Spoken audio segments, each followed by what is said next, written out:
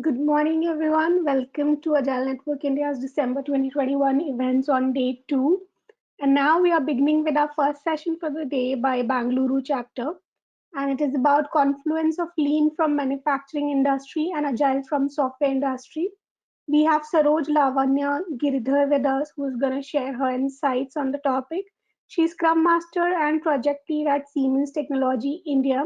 We are really looking forward to this session, and we have Raj from our Bangalore team to facilitate this session. So, without any further ado, let me call upon Raj and Saroj on the webcam and microphone. Over to you, Raj. Thank you, Nupur. So, welcome everyone to today's session. I really appreciate all of you who joined in on a Sunday to hear the valuable insights that Lavanya is going to give us. So, as Nupur already mentioned, Saroj or Saroj Lavanya is is a Scrum Master who's currently working with Siemens. Previously, she has also worked with Dow Chemicals as a process automation engineer. Um, Saroj has done her bachelor's and master's in manufacturing management from BITS Pilani, and she's also a very enthusiastic Toastmaster and a singer by passion. Now, today, Saroj is going to talk about how agile and lean go hand in hand. Her experience with manufacturing industry and with Dow Chemicals and currently with Siemens, what she has done in the past and how agile and lean are complementing each other. She's going to probably give us those details. So over to you, Saroj.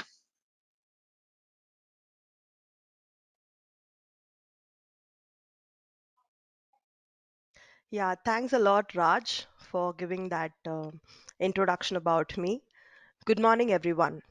So, I'm Saroj. So, going to talk about how lean and agile methodologies are confluencing in our industry. So, I welcome you all to my session early this morning, especially a Sunday morning, and I hope you will get a takeaway from this session. So, I'm a project lead Scrum Master in Siemens Advanta. So let's move into our session to see what I have for you. So the first thing is how it all started for me, for everyone who's joining the industry. And then what's the life cycle of a project and a product? What is lean? What are different types of wastes in lean? What are the tools and examples? And how can that be transcended to software industry? Is it possible? We can see just in a while. Moving on to start this, I joined Dow Chemicals as a graduate engineer trainee and was a part of process control divisions, which was under manufacturing and engineering. So while I was in Dow, I had visited several plants all around the world. And during my tenure with Dow Chemicals, I also completed my MBA in manufacturing management, so 3.5 years there. And then I joined Siemens, especially in product software testing division. And I'm currently 6 years old in Siemens. Okay, I would want to share something very important with you. My first realization of the three strong pillars of organization. I was assigned a task as a fresher. So I thought, let me complete that task. But then I realized the task was a part of a team's activity, and team was a part of my project. Several projects were a part of a program, several programs part of a portfolio, and several portfolio resonated with the organization's mission and vision. And my small task also did resonate with my organization vision and mission. Apart from my project, I also saw supporting functions like quality, HR, marketing, supply chains. What is common in all these people, process, and tools? There is a process that we follow so that it is consistently helping us to realize a product. There are several tools out there in the market. People use that to find success in their projects. So this is my first realization. I think these three are the crux of any organization. Let's move on to the next. Let us skim through a manufacturing engineering project life cycle. Okay, consider a car industry. Take Tata. If Tata wants to launch a car, then they would go through this cycle. First, starting with opportunity identification. Where can I build my new line for the launch? Are the raw materials nearby? Where can I get them? And there will be conceptual engineering and basic engineering with people from mechanical, civil, electrical, instrumentation, and I was from process control. We do all the engineering, detailed engineering, and then put it to execution, where we go to the site acceptance test and factory acceptance test is performed before employing that particular code in the real plant. We do all these things, and finally, when we are ready, set, go, start the plant, and we get the desired yield, which is our Tata car. This is the entire engineering project life cycle of a plant, a manufacturing plant. While I'm talking about this, there are several softwares we use in each of this. One, for in conceptual engineering, you can find the mechanical engineers and electrical engineers using a software called AutoCAD. So that using that, they will basically draw the mechanical plant layout, electrical lines. And in detail engineering, since I'm from the controls background, so I used softwares for programmable logical controllers and human machine interface where the operator can work on. While you go to operations, you will see MES level, ERP level softwares. Software is also a product, right? That is where agile methodology comes in. So for a software, they will plan the entire requirements and then tell, okay, let's take these features in sprint one. So what's a sprint? It is an iterative cycle of designing, developing, testing, and deploying, and they show a minimum viable product to the customers. And after getting the feedback, they go across the same cycle again till they produce the final holistic product, which is what we're using in these areas. So, agile methodology enables faster communication, faster feedback, continuous integration. Most of us know about agile. Now, then, what is lean? So, lean started with Toyota Production System called TPS. Okay, and predominantly it was used in operations. But in this course of the session, let's see whether it is just with operation or can we use it elsewhere. So, lean maximizes value. First, we identify the customer, specify value. So we identify people who want car and we tell what's the value proposition we have for them. Next, we identify and map the stream. This means we have different processes to manufacture a car. So we will identify and map them with the value that we provide. Create a flow. Okay, we will create a flow without any hindrance. How will we prevent hindrance? We identify a waste and try to remove it. Respond to customer pull. See, in case of a car manufacturing, previously the manufacturers built in car and then all the cars were taken to the factory or to the showroom and waited for the customer to purchase them. But now it has completely changed to a pull system where only when the customer gives their specification and books an order, a car is being built according to the needs of the customer. So that is pull. And finally, we pursue perfection and the cycle continues. Now, let's see in detail how to maximize this value and how are the ways to reduce the wastes. Fine. So, there are three enemies for lean. They are waste, not only for lean. If you see, you can translate it to your daily life also. So, we just saw that we are going to create flow by eliminating waste. What are wastes? In Japanese terms, since it was started with Toyota Production System, Japanese term, there were three things: Muda, Mura, and Muri. Muda means generally waste. And there are 8 types of waste. We'll just be saying that in a minute. But then To give you an idea, there are two things. One is non value added necessary activities. What are these? Meetings that we have, these do not add value to the product. Customer doesn't want to have meetings, but it is important to the project execution. We will have meetings with our team for brainstorming, for review, to understand where we stand, and to solve any issues. The other type of waste is non value add unnecessary activities like wait time. We do not need to wait for a particular input to come, so that kills our productivity. Next is Mura, unevenness.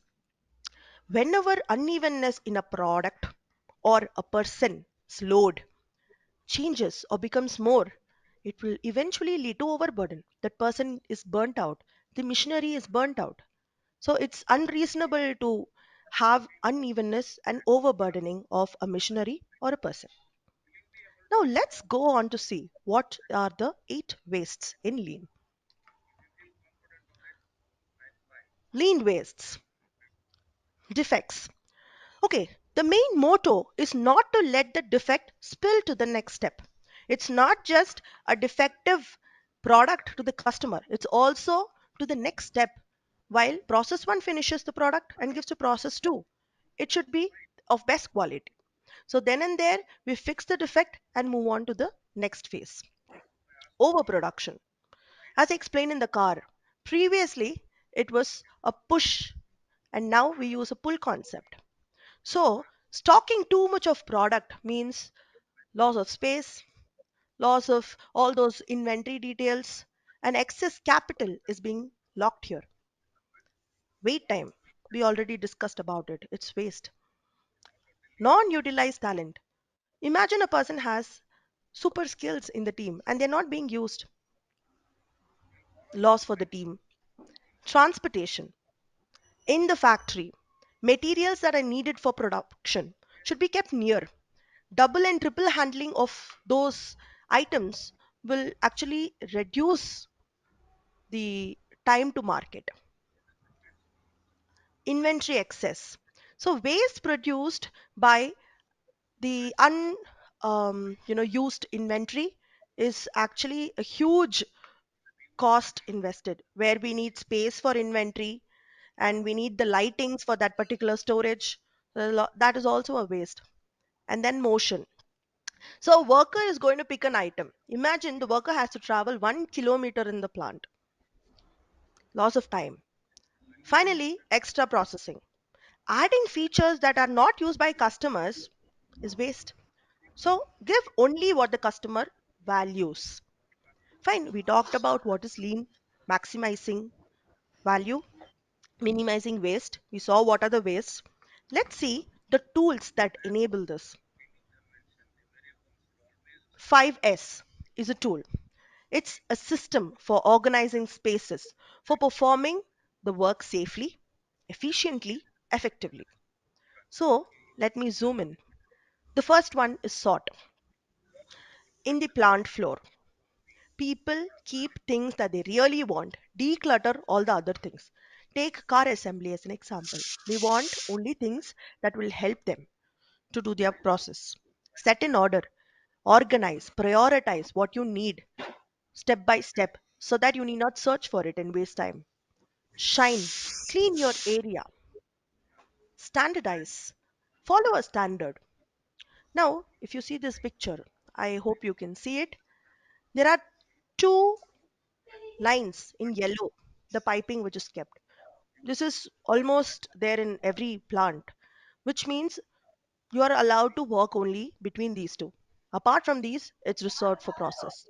So these standards help to understand for even a new joinee who comes to that plant that this is being followed. Sustain it, continually improve, and try to optimize your process. Now coming to Gemba. In plant, in shop floors, the plant supervisors come on to the floor, observes people, and very importantly, with respect, they ask questions. How is it going? Are you feeling comfortable? Everything is fine. If there is any problem in the shop floor, immediately we need to intervene and do root cause analysis And there is a method in Lean to do it. Ask 5 whys to identify the initiating event for that cause. So Gemba tells entire hierarchy of people what is actually going on in the plant. There are and-on boards. And-on boards, you can see here, there are green, red, and a blank display. These are different areas in a plant. Green means everything is going fine in that area. No need to worry. On track. If it's red, it means work has stopped. Immediately there's the maintenance people going to that area to see what is the fault. Those who are not lit it up means that area is not working. It's shut down for now.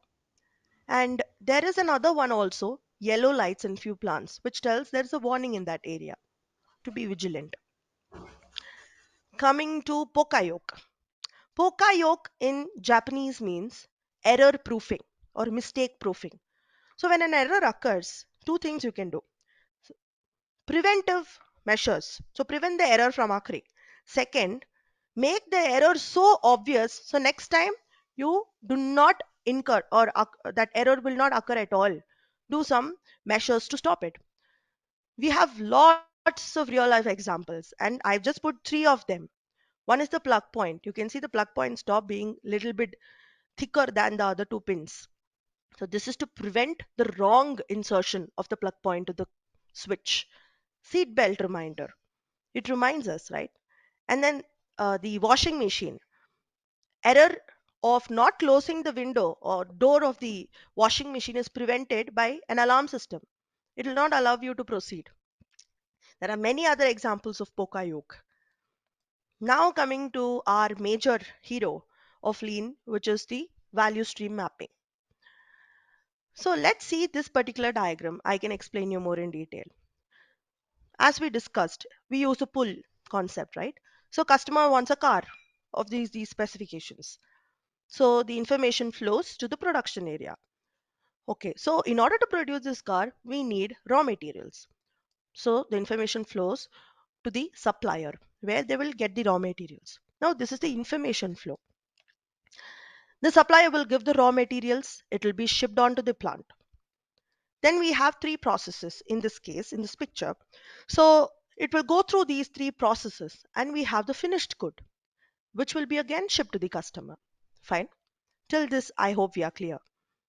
After that, we have something called the lead time and process time. In value stream mapping, we actually plot each and every process with its value, with its time, and also mention if there's a wait time. So if you can see, the process timing is just 3 hours to get in the raw materials, 2 hours to ship it out to the customer, and the process not even 1 day it takes. But see the time between the order receiving till the order being delivered to the customer, 6 days. And this is nearly less than a day, 1 day, and then 2 days, nearly 10 days for the customer to get his car, where only 6 hours is potentially used for making this car. What is the thing that we need to identify? What are the wastes that we can reduce in order to enable the customer to get the order quickly? So we plot a final value stream map and see how we can implement it. After a particular time, we revisit it again. Have we achieved this or not? So this is value stream mapping in Lean. Well, the first question that I asked in my second slide is that, so Lean, is it only pertaining to manufacturing or can it be used in software as well? This is the same question that I had in mind when I moved from Dow Chemicals to Siemens. So Siemens was a product software company and I was into software testing. When I started to introduce these things, there were a lot of friction. Let me first explain how it can be implemented and let's talk about the challenges later. Starting with 5S. We know how it happens in manufacturing, but in software, sort. Keep only essential items to complete. If I have something to test, I'll keep only those items in my desk, be it hardware setup, software setup, the builds that I need to test, and the documents ready. Set in order. Be it even in Agile, we get the requirements, we prioritize, we put it in order. Similarly, we will do it. We will put it in order. One by one, we will take it up, finish it. Shine. Do everything really well. Proactive efforts to produce value. Standardize. In software, we have documentation, we have UI development, we do have certain processes, practices according to quality. We will do it with standard. And if a standard is followed, even a new employee who comes to the place can understand easily what's going on, and even an error can be troubleshooted within small amount of time. Sustain it, monitor, audit. If there are any changes, optimize it. Continuously improve. Let's go on to value stream mapping. Let me zoom in. So similarly, we do have a lot of processes in software. The development team does unit testing, integration testing, gives it to the system testing. Several processes are there. So let's see this one. The marketing requirements are received. So it took 4 weeks for them to get these requirements. Then they have to wait for 2 weeks before they go on to do the project planning. This is the initial value stream map. Now there will be a brainstorming session within all the stakeholders where they'll check what are the waste, non-value added items, non-necessary items, and try to reduce this, thereby increasing the team's productivity and improving the time to market. Gemba. So when I talk about Gemba in Agile, if I relate, it is more similar to stand-ups where Scrum Master, project lead, goes on to the floor and asks what's happening. Is there any challenges? What happened before? What is going to happen now? So that's what stand-ups are for, right? And if there are any roadblocks, then find out how to solve it immediately. That is what Gemba is also for. Pokayoke. Pokayoke is error proofing. We saw the plug, washing machine doors. Software testing is a Pokayoke where we assure the quality. Quality assurance is made making sure that the error doesn't slip to the customer. We find an error, then and there fix it, send it to development, fix it, test it again, send it to the customer. Happy customers is what we want, right? Next is a simple example that I saw yesterday. I had put in Microsoft Outlook mail that please find the attachments and press the send button. As soon as I pressed it, there was a prompt from Outlook telling that you do not have any attachments in the mail. Do you want to continue? It error proofed mine, and thereby I sent my mail with attachment without an error. So this is a kind of a software Pokayoke. So we did see what is lean in manufacturing. Now we saw how lean can be translated in software, which is in line, not exactly same, but it is in line with agile, right? Let's go on to see more. When I introduced this in my team, especially I introduced 5S and value stream mapping, there was friction. Not on process, not on tools, but on people. The three pillars that I talked about. People challenge is the most fascinating one that we need to understand. There were people in my team who were confused. Maybe it's effective. They were complete naysayers where they told, I don't think it will work at all. I have so much of work and I don't know whether I'll be able to even contribute a little. And then there were like, why me? Let others do. There's no team uh, motivation. There were people who were diligently writing down, okay, let's do it. There were freshers like me who told, yeah, we will count me in whatever. So much of enthusiasm. There were other positive people who told, yeah, I think I have done this before and it is effective. And there are people who are ready to try out whether it's effective or not. Let me try out. So positive outlook. So dealing with these kinds of people is very challenging. How to deal with them is the next question. First, what I will tell you what I did. I first had a meeting with every one of them. Then I knew who were feeling what by their pulse, by their reactions. I went to each one of them, let them be positive or negative, went to each one of them, sat and across the table discuss what is their problem?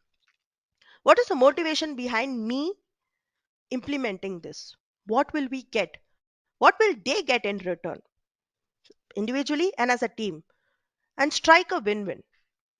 This is not an easy process. People will think once you talk personally, everything will be all right. There were few people who I tried to manage, but people are also waiting for the results to get realized. So there were few people who were naysayers at the start, but when they started seeing the results, then they immediately changed. But keep going, keep inventing, and keep improving. Fine. Lean or agile. Some of us in this session, especially those who are from software background, will think, what's a bridge between lean and agile? Are they entirely different concepts or complement each other? Let us see. Fine. I am a scrum master for my team. I'm leading a hybrid project, which is not entirely agile. So I try to put in lean methodologies and agile methodologies to encash the maximum benefit and make our process project successful. Okay. I found that lean and agile are not entirely different methodologies. They complement each other. In daily stand-ups, we do talk about what went right, what went wrong. So it's exactly like Gemba. And then in sprint retrospectives, we talk what are the improvement points? How can you solve it? Similar to value stream mapping. What went right? Appreciate them. Show respect, as in lean. What went wrong? And then try to continuously improve. So they go hand in hand. Now let's also see how it's similar with respect to the customers. So prioritizing customer satisfaction as a primary goal is for both lean and agile. Agile accomplishes this by constantly giving them a minimum viable product, getting their continuous feedbacks and trying to improve. Lean focuses on improving process that will allow to provide the customer what they just want, a valuable product by eliminating all the waste and defects. Approach to speed and iteration. Agile delivers the working software as quickly as possible, not like the waterfall methodology where everything happens step by step. And when a customer requirement changes, they have to do it all together again. Lot of time waste. Lean increases the speed by managing flow. When you talk about flow, there is a common tool that we all would have used, the Kanban. So it was actually introduced in the lean methodology, and then agile picked it up to use in their methodology as well. It tells what to do, work in progress, work completed. So we will try to reduce the work in progress because that is stagnation. There is something that's not working right. There's not many completed products at all. We need completed products, right? So a lot of cash is stuck in one position. So we need to ensure flow, remove any roadblocks, remove any wastes. That's why Kanban is used. Fine. Marriage being successful means we have bride, bridegroom, right? We have to perform both the bride side and bridegroom sides rituals properly. And they are mandatory because they mark significance. And thereby we make everyone happy. The bride, bridegroom, friends, family, everyone. I feel the analogy is exactly same for projects. A project's success can be made by combining lean and agile rituals so that the team is also happy because everything is proper. It just keeps flowing. You just need to put in their knowledge, and the customer is also happy. I would also like to share few of the thoughts that the other authors or agile practitioners shared. Number one, simplicity is one of the principles of agile. And then only what customer wants is for lean. Give only what customer values. So an agile trainer has told, keep your roadmap simple, easy to understand, and capture what really matters and leave out the rest so that you can reach from your source to destination easily, like in Ola. Next is continuous improvement. Continuous improvement is in lean. Continuous integration, continuous feedbacks, transparency, inspection, adaptation is agile. They go hand in hand.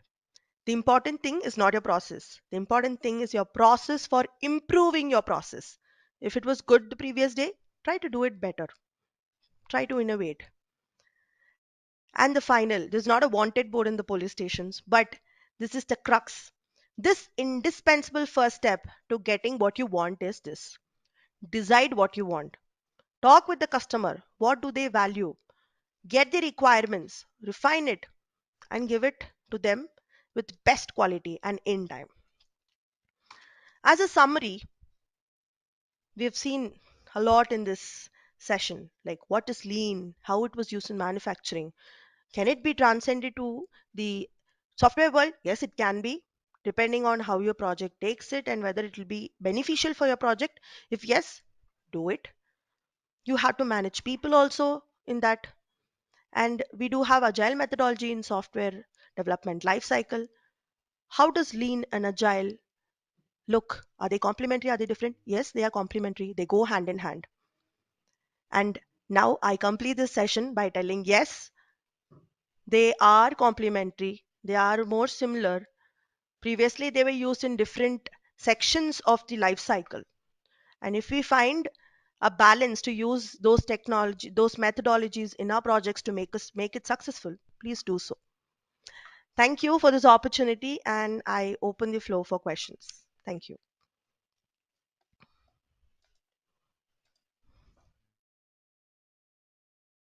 Thank you, Saroj. It was a very interesting presentation. I think our participants would have really understood what Muri, and Muda are. So one question that I did get in a personal, somebody sent it to me, was a question around Mura, Muri, and Muda, right? Can you elaborate any techniques that you have used to find root causes for Mura, Muri, and Muda? Yes, definitely. Okay, so um, that was, I will explain one such example that I did in my project.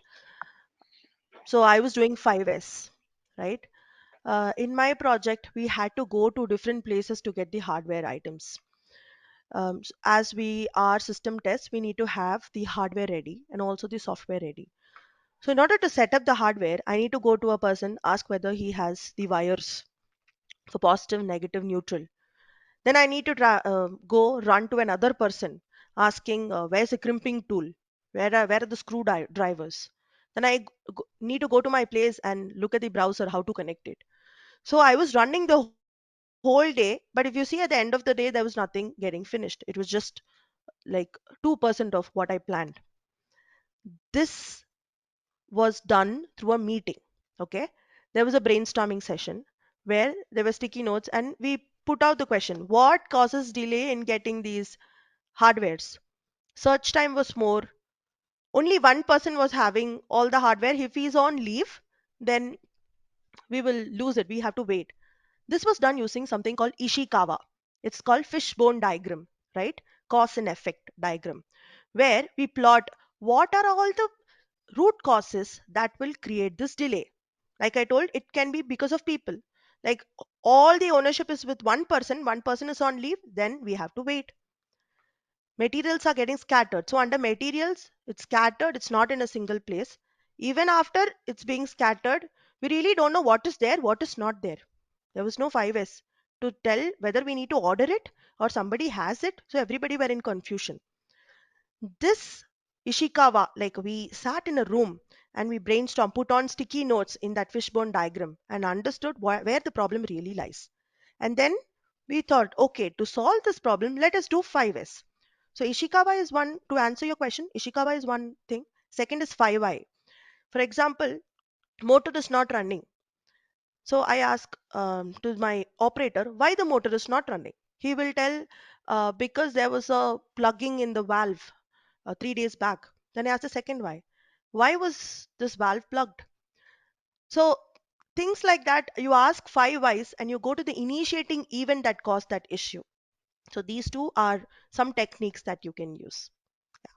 Thank you. Great. So I see a lot of positive comments on the chat associated with the session. These seems to be more like statements rather than questions. I'll pick up another question that I have received as a direct message, which is about the challenges. And obviously, the participant wants to know what is the biggest challenge that you faced. I know you listed out quite a few there. What was the biggest challenge that you faced? And then, if you can also elaborate on how you got leadership support to try something new, because without leadership support, nothing really moves, nothing really changes, right?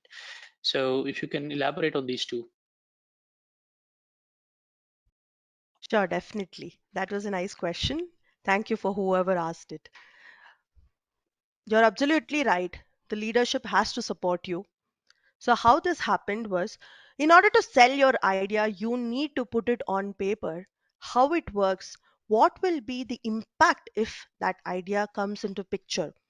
Like selling a product, you need to sell the idea.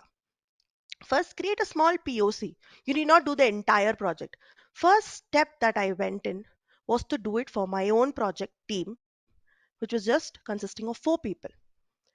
Then I showed them the results with pictures, with artifacts, after waited for one whole release and showed that yes, our downtime, yeah, the time that we took for waiting, for searching for all these things reduced, our productivity improved.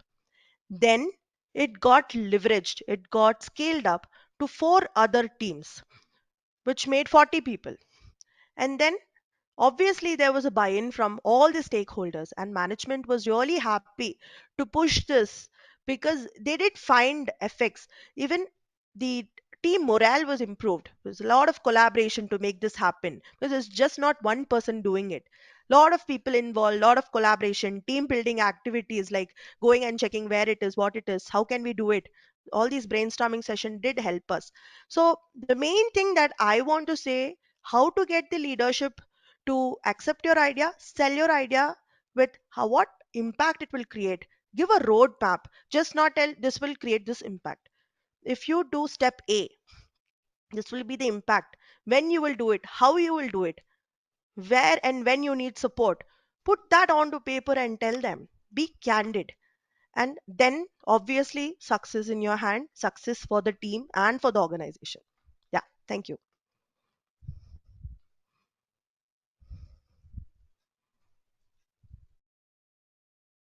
Raj, I guess you're on mute. Yeah, sorry.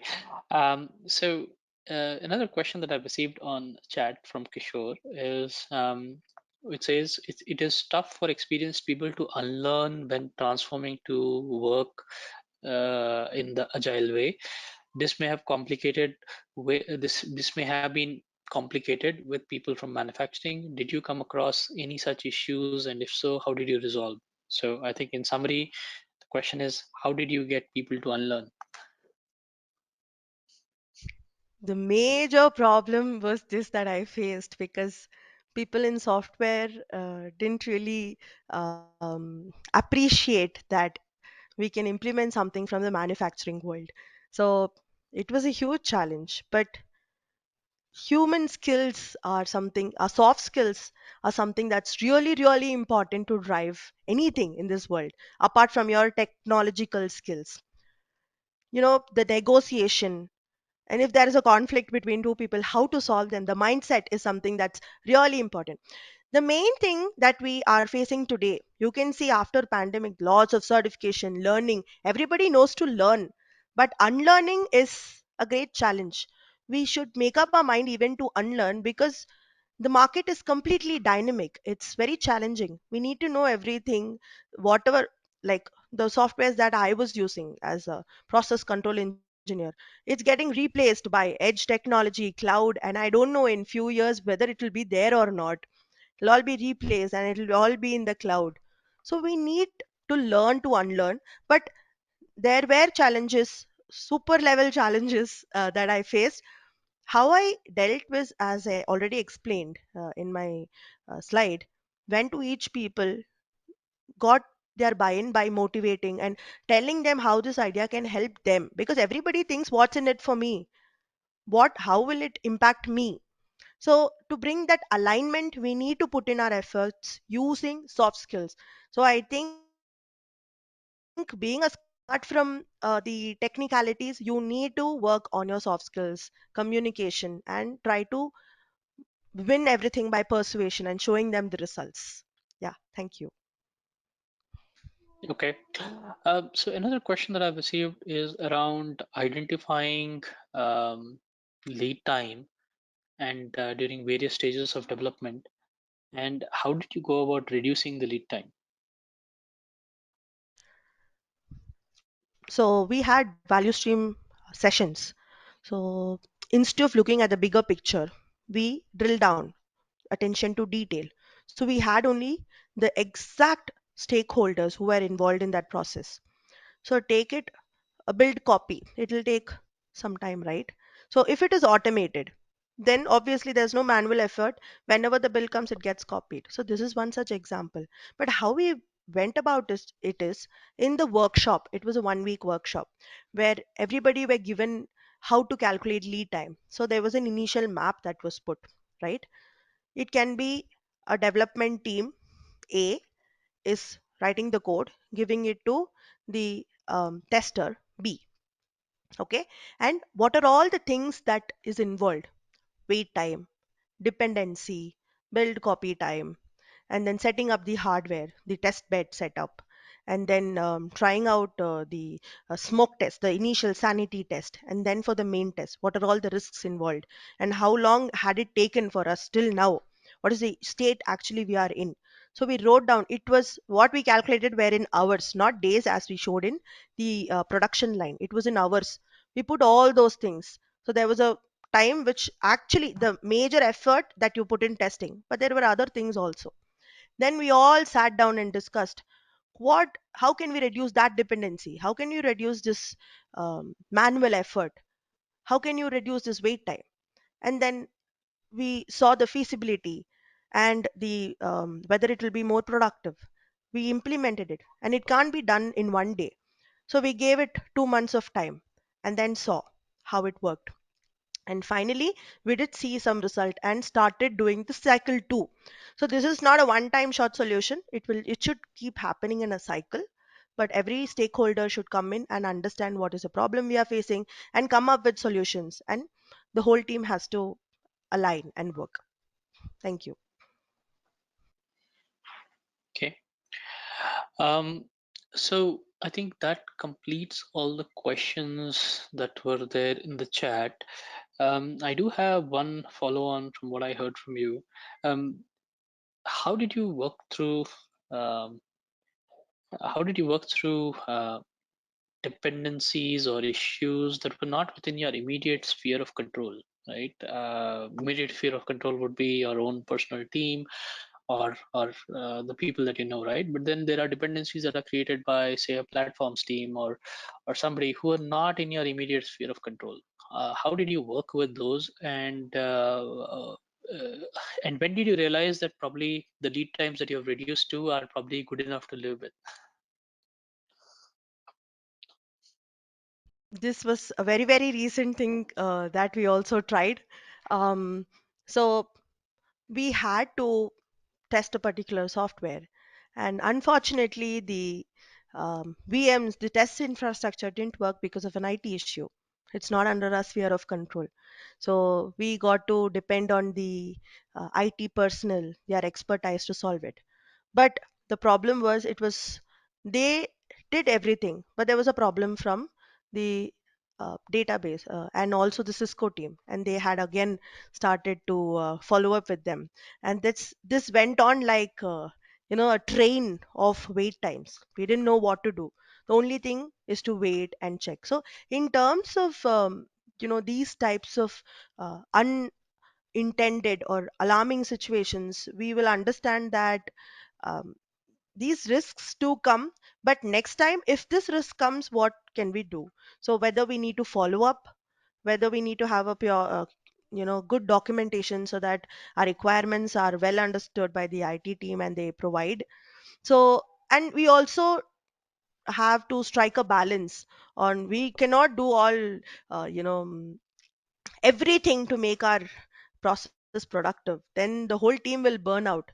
We should find the right balance to strike, where the team does their work, the processes should aid them to do it and not like disturb them from doing it. And we will need to wait for things that are out of our control. But maximum whatever is in our sphere, we can try to do it. But certain things that goes out of control, we can just wait, and you can ask their managers to follow up. So that's what we have been doing. Thank you. Okay. Um, so there's one question that has come in from Prashant. Says, have you seen any disadvantages or constraints from implementing lean? So something that unfavorable outcomes of implementing lean. I love this question because answer is yes, it was there. While implementing 5S, now everybody will tell 5S, you put those yellow tapes as we saw in Gemba and then mark that this is the place of work. So without understanding, a lot of us got into it and then, okay, let's also put area of work. And then this is simple, like kind of very easy things to organize our space. Because when I was in Dow Chemicals, the engineering labs had this limit where you put a pipe for your laptops, for your screen. This is intended work area. Imagine in a testing environment, you start to put all those tapes, and what value does it add to your work? That's a major question. So you can't translate everything that is there in the production to a software world, right? We should know what will work, what will not work. So these were certain things that really made us wonder what should be taken actually that will make value and what we should discard. Definitely there are things that we need to discard because it is not exactly the same thing that we are weighing. It is entirely different, dynamic. So we need to actually see what will help our team to progress in a better way, and not to how we should make the team members to do something and not see any value out of it just because it is done in production. So this is one such scenario. Thank you for asking. Great. So I think we've covered all the questions that we had, and it was really a wonderful session. Thank you for all the insightful conversation that has happened today. I thank the participants as well and the speaker. Thank you very much.